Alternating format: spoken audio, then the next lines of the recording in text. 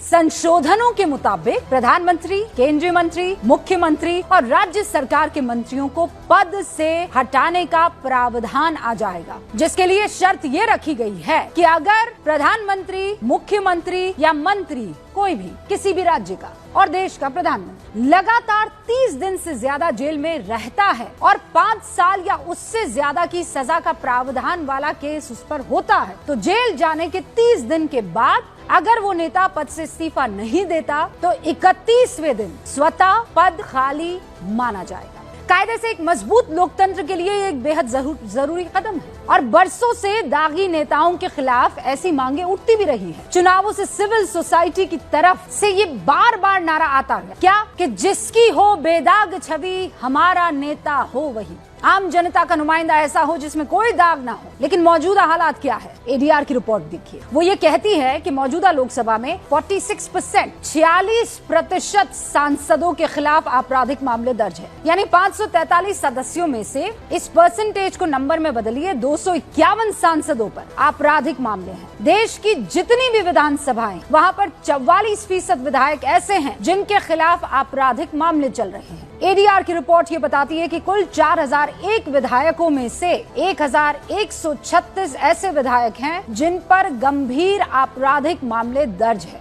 गंभीर का मतलब क्या हुआ? हत्या का प्रयास या फिर अपहरण जैसे केसेस, और इसमें कुछ और ऐड हो सकते हैं। इन आंकड़ों के बावजूद हैरानी की बात यह है कि सरकार के इस विधेयक पर भी विपक्ष को ऐतराज है। उस विपक्ष को ऐतराज है जिसका नेता प्रतिपक्ष दोषी सांसद को बचाने वाले अध्यादेश को खुद की सरकार में ही फाड़ फेंकने की बात कह चुका है। और दूसरा सवाल यह है कि अगर पीएम सीएम मंत्री कोई जेल में बंद है तो वो प्रैक्टिकली जनता का कोई काम कैसे कर सकता है, क्योंकि जेल में तो वो ना फाइल साइन कर सकता है और ना ही जनता से मुलाकातें कर सकता है। फिर पद पर बने रहने का मतलब क्या है? नैतिकता का यही सवाल गृह मंत्री अमित शाह से भी आज पूछा गया। आपको सुनाती हूँ, कांग्रेस के संगठन महासचिव है केसी वेणुगोपाल बहुत कॉन्फिडेंटली गृह मंत्री अमित शाह से पूछ रहे थे, आपके टाइम पर क्या किया आपने, भूल गए? अमित शाह नैतिकता को लेकर लोकसभा में क्या कहते हैं और दोनों के बीच कैसे बहस छिड़ती है, उसका एक छोटा सा अंश मैं आपके सामने रख रही हूँ। When he was the Home Minister of Gujarat, he had been arrested, sir. Whether he took the morality of that point of time, ये विषय नहीं है,